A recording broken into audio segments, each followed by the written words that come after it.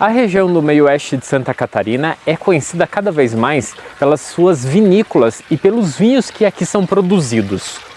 Os vinhos estão percorrendo cada vez mais os 4 cantos dos territórios brasileiros, mas um assunto é cada vez mais discutido: como consumir esses vinhos e como harmonizá-los principalmente. Sendo assim, a gente veio até uma das principais vinícolas da região do meio-oeste de Santa Catarina, que em 2024 completa os seus 62 anos de história, para que a gente possa entender um pouco mais sobre como o vinho é produzido e todos os processos que é necessário se ter para que você possa consumir um vinho de qualidade na sua casa em todos os momentos. Por isso a gente veio até o espaço onde os vinhos são armazenados antes de chegar até a sua mesa para que você possa aproveitar os melhores momentos. A gente vai conversar com Eduardo Zago, terceira geração da família proprietária desta vinícola aqui na região do meio-oeste catarinense. Eduardo, a gente está num espaço aqui que é onde ficam as pipas, seja as pipas de inox, as pipas de madeira.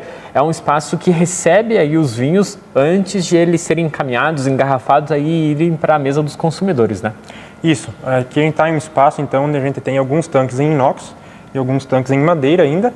Fazemos o uso do tanque de madeira para vinhos de mesa, né? Preservamos ainda o uso deles, sempre mantemos eles com a manutenção em dia para poder estar fazendo uso, né, contínuo desses tanques ainda.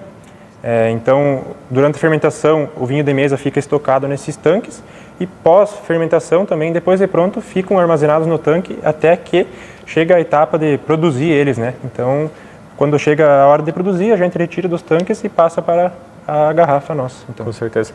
E a questão você estava me explicando, né? A questão da pipa de madeira, ela tem um porquê ainda de ser utilizada, né? Sim, então, a gente preserva, né, para os vinhos de mesa, o nosso tanque em madeira, são madeiras brasileiras, são madeiras neutras que não passam nenhum sabor para o vinho, né? Como a gente trabalha com vinhos de mesa e não quer passar nenhuma característica aromática para eles, não tem problema em a gente estar utilizando essa madeira. Porém, quando falamos de um vinho fino, que queremos agregar características aromáticas, um amadurecimento também nesses vinhos, aí a gente utiliza as barricas de carvalho, né? Ou também muita gente utiliza o chip de carvalho, que assim vai dar umas características aromáticas a mais nesse vinho, né? Que a gente também tem os vinhos finos aí que a gente lançou esse ano aí, 10 variedades, né? Quando inauguramos a nossa loja de turismo também. Muitas pessoas acabam relacionando a questão das barricas, seja de madeira, seja de carvalho, e ainda fazem também a ligação, né, com o processo mais antigo na produção de vinho. A vinícola aqui vai completar aí 62 anos. Faz também essa relação um pouco, né, e que é um processo envolvendo também a questão turística que vocês estão adentrando a partir de agora, né? Isso, as pipas de madeiras, então, foi o que marcou o início da vinícola, né? Foi lá no começo, quando tudo começou, foi elas que, assim, armazenavam o vinho, né? A gente não tinha inox então na época, né? Então a gente preserva isso também por conta da história da empresa e a gente sempre mantém a manutenção em dia para poder fazer o uso delas contínuo ainda, né? E claro, quando a gente fala do carvalho, né, que a gente utiliza os vinhos finos aí, a gente também faz o uso em alguns vinhos, remete também à história, né? No caso, o carvalho sempre foi útil para os vinhos finos como uma forma de amadurecer eles. E até hoje aí a gente utiliza bastante. Para quem está nos acompanhando, está observando esse momento aqui, né, esse espaço onde que a gente está, às vezes a pessoa acaba passando despercebido todo o processo que o vinho passa até chegar na mesa do consumidor, né? Claro. Aqui, é claro, a gente está num espaço onde que é quase o finzinho já dele ali antes de ir para o consumo final. Mas tem todo um processo anteriormente até chegar nesse espaço, né? Isso, então nos meses de janeiro a março, então a gente tem a colheita da uva, né, onde a gente faz a recepção aqui da uva na vinícola, a gente faz o desengaste dessa uva, pós isso então se inicia a fermentação, né, concluindo a fermentação do vinho, esses tanques vão para os tanques esses vinhos vão para o tanque de estocagem, onde é feita a limpeza desse vinho, né, chegando num padrão para poder envasar esse produto, né. E conforme vai saindo durante o ano a gente vai envasando esse produto. Pronto já. E como que é atualmente a receptividade? A gente está no espaço aí onde que são armazenados os vinhos de mesa, mas vocês também passaram, né, a apresentar e contar na cartela com os vinhos finos. Como que está sendo a receptividade do consumidor final em relação tanto aos vinhos de mesa quanto aos vinhos finos, que é uma novidade para vocês, Sim, né? Claro. Então, a gente tem o cliente que gosta do vinho de mesa, que só consome vinho de mesa, e o cliente que gosta do vinho fino. e tem aquele que consome os dois, né? Então, a gente acaba abrindo mais a cartela de clientes nossos, né? Podendo atender vários gostos, né? Então, é uma coisa que a gente preserva sempre é a qualidade dos produtos, né? Então, eu vejo assim um ponto bem positivo poder sempre incluir mais vinhos, né, no nosso portfólio também. Vamos falar sobre o consumo, então vamos mostrar para quem está nos acompanhando que são inúmeras formas de consumir, de harmonizar e inclusive de armazenar os vinhos, com certeza. Tem várias etapas, o armazenamento, serviço do vinho e a nossa harmonização para poder acompanhar o vinho em um prato aí que a gente gosta, né? A gente veio até aqui a parte de degustação da vinícola, contamos aqui com alguns dos produtos pertencentes à carta aí de vinho, de espumantes aqui da vinícola. Eduardo, são inúmeros os pontos que as pessoas, né, quem está nos acompanhando, precisam ficar atentos aí para que o vinho seja consumido da melhor forma possível, começando pelo armazenamento dele, né? Isso. Então, quando a gente quer armazenar um vinho em casa, guardar uma garrafa de vinho em casa, devemos sempre analisar 3 situações: iluminação, temperatura e posição da garrafa. Iluminação, então, o ideal é que a gente procure sempre um local mais escuro, que não tenha tanta interferência solar, para que assim, né, não cause nenhum defeito no seu vinho. Quando a gente fala de um vinho tinto, por exemplo, ele pode acabar perdendo cor, e um vinho branco pode acabar ganhando cor, ficando um tom mais amarelado, né? Questão da temperatura, então, procurar sempre um local mais fresco, que se mantenha fresco durante os dias. Por exemplo, se você for guardar na cozinha, você faz um almoço, uma janta, então você acaba mudando a temperatura do ambiente, que não vai ser muito indicado para você guardar o vinho, né? E finalizando, então, no posição da garrafa, como deixar a garrafa armazenada. Quando a gente fala de um vinho fino, que a gente tem a rolha de cortiça, o ideal é sempre na posição horizontal, deitado, para que o vinho fique em contato com a rolha, mantendo ela úmida e evitando a entrada de oxigênio na garrafa, né, podendo causar algum defeito futuro no vinho, né. Para vinhos que têm a tampa em alumínio, a rolha sintética, indiferente da posição, né, não pode ser tanto na horizontal como vertical. E para os espumantes, o recomendado sempre em pé, né, por conta da pressão presente no produto. Uma questão falando só do armazenamento, o tempo de armazenamento também, né?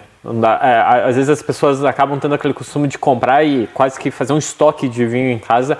É preferível que isso não aconteça durante um longo período de tempo, né? Isso, para a gente ter um vinho de guarda, para a gente guardar ele, a gente tem que analisar se ele tem características para poder guardar ele por alguns anos, né? Por exemplo, quando você vai guardar para ir por uns 5 anos, um vinho tinto, por exemplo, você tem que ver se ele tem uma boa estrutura, um bom corpo, uma boa acidez, o álcool também é importante e que, o mais importante de tudo, tem uma complexidade aromática para você guardar ele e daqui 5 anos ele está mais maduro, esse vinho, né? Por exemplo, o vinho branco normalmente a gente consome jovem, né? Se a gente deixar muito tempo guardado, ele vai acabar ganhando cor, ficando mais amarelado, perdendo alguns aromas, tendo alguns defeitos futuros aí, né? A gente falou de armazenamento, agora a gente pode falar sobre a questão de como são inúmeros os modelos de vinhos que a gente tem aqui, também os espumantes, mas para que eles sejam servidos, eles também precisam estar em diferentes temperaturas, né? Cada um deles. Sim, com certeza. Muita gente fala, tem que servir quente, outros gelado, outros temperatura ambiente. Porém, cada vinho a gente tem uma temperatura ideal de serviço, né? Então, quando a gente fala do vinho branco, ideal de 8 a 12 graus, um vinho tinto de 12 a 16 e um espumante de 6 a 10. Por que ter essa temperatura ideal? Se você servir esse vinho muito quente, você vai acabar sentindo apenas o aroma do álcool, né, presente no vinho. E se você servir ele muito gelado, você não vai encontrar todas as características aromáticas presentes no vinho, por conta dele estar muito frio, né? Então, esse é um dos motivos o qual você tem que ter uma temperatura ideal de serviço do vinho.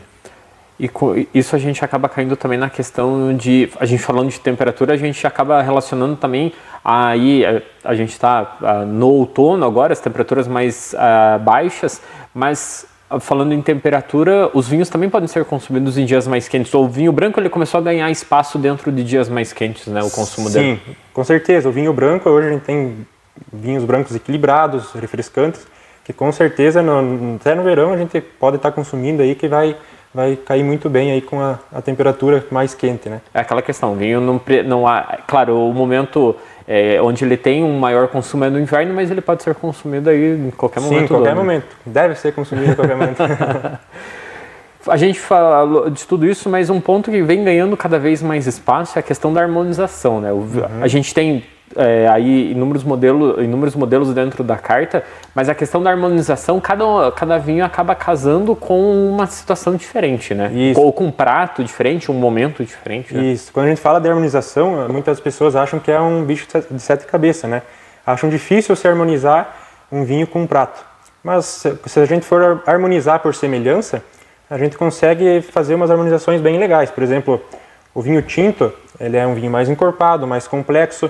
Então você vai encaixar no seu prato aí um molho mais encorpado, né? Por exemplo, um molho vermelho. Quando a gente tem um vinho branco, que ele é mais leve, né? Mais equilibrado, a gente vai tentar encaixar no nosso prato um molho branco, né? Não tão temperado, mais leve, mais equilibrado também. E aproveitando então, dando algumas dicas de proteína para você encaixar no seu prato, eu tenho alguns vinhos que a gente tem aqui na vinícola. Iniciando então pelo nosso Taná, que é um Taná Reserva Safra 21. Ele é um vinho que se enquadra como um tinto mais encorpado, ele tem os taninos mais agressivos, é mais estruturado também, o que harmoniza aí com carnes vermelhas mais gordurosas, como uma costela, um contrafilé, uma picanha também, né? Dando sequência, a gente tem o nosso Merlot, que é um Merlot Reserva também, porém ele se enquadra como um tinto de médio corpo. Ele tem os taninos mais macios, então ele vai harmonizar com a carne vermelha, porém a carne vermelha mais magra, como um filé mignon, um alcatra, entre outros cortes.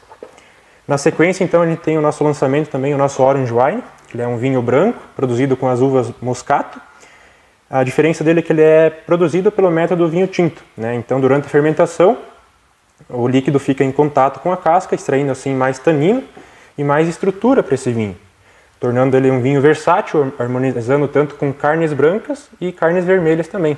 Então é um vinho ideal aí que você consegue encaixar no seu dia a dia tranquilamente. E como a vinícola ela é marcada pela produção de vinhos de mesa, não podia esquecer do nosso vinho branco Niagara Seco, então, que é um vinho de mesa, um vinho refrescante, equilibrado, né? Bastante frutado, lembra a fruta da uva, e harmoniza também aí com carnes brancas magras, como um peito de frango, um filé de peixe também. Finalizando, a gente tem os nossos espumantes. Muita gente acha que o espumante a gente deve consumir só em datas comemorativas, mas a gente consegue também estar encaixando ele no nosso dia a dia aí, nos nossos pratos, enfim, em harmonizações. Eu tenho o espumante Brut, então, que é da uva Chardonnay, ele tem uma acidez mais elevada, harmoniza aí com salmão, que é um peixe mais gorduroso, o que vai dar um equilíbrio entre a gordura do peixe e a acidez do espumante, que vai ficar uma harmonização bem legal também. E finalizando, a gente tem o espumante Moscatel Rosé, que é nossa sobremesa, a gente diz, então, ele tem um residual de açúcar da fermentação, o que deixa ele um espumante mais adocicado, né? Então ele vai harmonizar com sobremesas com base frutas vermelhas, né, creme branco, vai ficar bem bacana aí para você estar harmonizando. Então seria mais ou menos isso, algumas dicas breves, né, sobre como harmonizar um vinho. Eduardo, a gente está falando de vinho, a gente está falando aí de um produto que é carro-chefe de inúmeras economias locais, regionais. E uma questão importante é como escolher o vinho, como você chegar no local quando você vai comprar o vinho, como escolher esse vinho, levando em consideração que atualmente a gente, infelizmente, acaba sofrendo, inclusive aqui na nossa região, com um crime que é cada vez mais comum, que é o descaminho do vinho também. Uhum. Como que o consumidor ele pode escolher esse vinho, ter esse olhar aí, até talvez mais crítico no momento da compra? Certo, então eu como produtor de vinho, né, brasileiro, vinho nacional, indicaria, né, para o consumidor quando vai no mercado, em uma adega, para escolher qual vinho consumir, sempre está optando pelo vinho nacional. Hoje então, com o avanço da enologia, o vinho brasileiro está com boas qualidades, né, batendo de frente com os importados. Então eu acho que podemos sim aumentar o consumo do nosso vinho nacional, até porque a gente tem uma qualidade bem boa aí no mercado hoje. Inclusive da nossa região, né? Isso, com certeza. Nossa região aí cada vez mais tendo produtos de qualidade aí com bom reconhecimento no mercado. Eduardo, a gente comentou sobre harmonização, sobre onde alocar esse vinho, as temperaturas. A gente comentou também sobre a importância de consumir aí os vinhos que são produzidos nacionalmente e regionalmente também. Mas o importante de tudo isso é consumir sempre um bom vinho, lembrar aí das qualidades dele, né? Isso aí, então tentei de uma forma explicativa passar aqui para vocês algumas dicas de como armazenar, como harmonizar também, de uma forma descomplicada, até porque o consumo do vinho tem que ser descomplicado, né? Se a gente complicar muito, acaba dificultando um consumo, né? Então, a gente tem que encaixar o vinho como um consumo diário, né? Digamos assim. E claro, sempre com um bom vinho Em bons na taça momentos, aí, né? Bons momentos. Um brinde. Com certeza.